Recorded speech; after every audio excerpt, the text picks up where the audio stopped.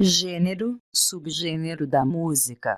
Lo-fi, música, parte 05, 1970-1980.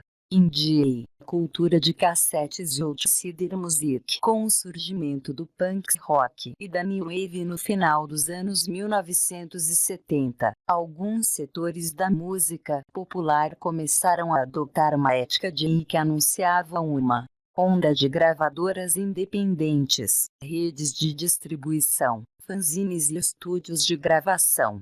Muitas guitar bands foram formadas na premissa do romance de que alguém poderia gravar e lançar sua própria música em vez de ter que obter um contrato de gravação com uma grande gravadora.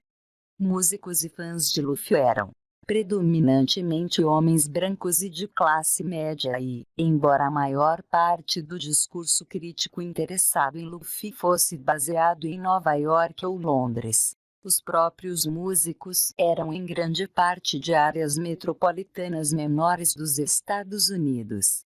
Desde 1968, Steve Mu vinha gravando álbuns completos em tape deck no porão de seus pais no Tennessee, mas foi só em Phonograph de 1976 que uma de suas gravações foi emitida em uma gravadora.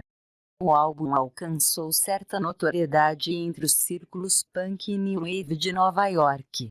Matthew Ingram do Tevira escreveu que Mu pode não ter sido o primeiro músico de rock inteiramente solo, gravando todas as partes da bateria e guitarra. No entanto, ele foi o primeiro a estetizar explicitamente o próprio processo de gravação caseira, tornando-o bisavô de Lo-fi.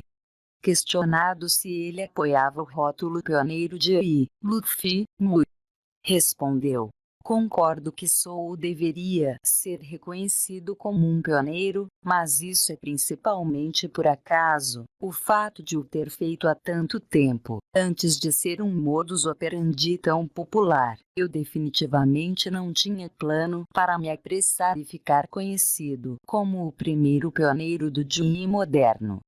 Quando um artigo de 2006 do New York Times referiu-o como o progenitor do bedroom pop, ele respondeu que tal noção era hilária considerando a sua luta amarga para ganhar a vida e obter alguma notoriedade.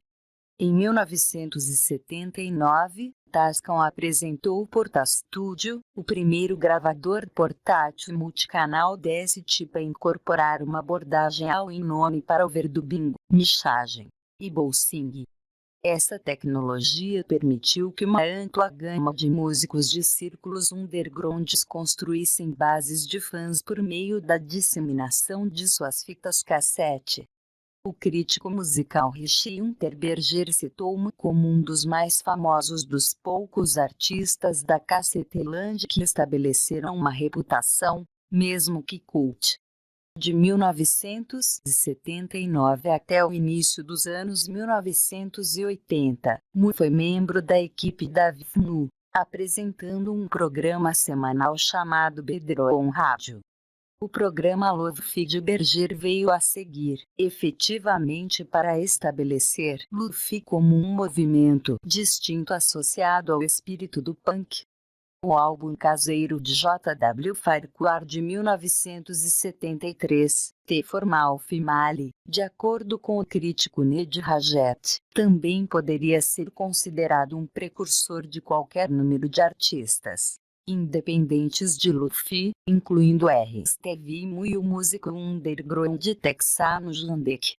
Ao longo da década de 1980, as esferas do indie rock do underground estadunidense, bandas como Rain, a favorita das rádios universitárias, junto com alguns pós-punk britânicos, foram as exportações mais proeminentes da música Lo-fi. Segundo o AllMusic, a variedade estilística das suas fitas variava frequentemente, desde simples canções pop-rock a estruturas musicais de forma livre até a puro ruído e experimentalismo artístico. Cenas semelhantes também se desenvolveram entre o comércio de cassetes de indie e pop atos hardcore e punk. Uma das bandas mais reconhecidas foi Bita Peningo, 1984-1992, da K Records, uma influente gravadora de indie e pop. Eles raramente eram conhecidos como um grupo lo-fi durante seus anos ativos, e só foram notados por seu papel pioneiro no movimento depois que a definição do termo evoluiu em meados dos anos 1990. Em outro lugar, o DJ Irving Schulze de Davi Fumu foi responsável por inventar e popularizar a categoria Outsider Music, grande parte dela se sobrepondo ao lo-fi, que ele defendeu na década de 1980. Adam Harper acredita Daniel Johnston e J. K. Formação de uma ponte entre o primitivismo dos anos 1980 e o indie rock lo-fi dos anos 1990. Ambos os músicos introduziram a noção de que lo-fi não era apenas aceitável, além do contexto especial de alguns músicos extraordinários e brilhantes. Outras influências incluem a banda da Nova Zelândia, Tal de Varves, cujos discos em meados da década de 1980 receberam crédito histórico por moldar o som lo-fi.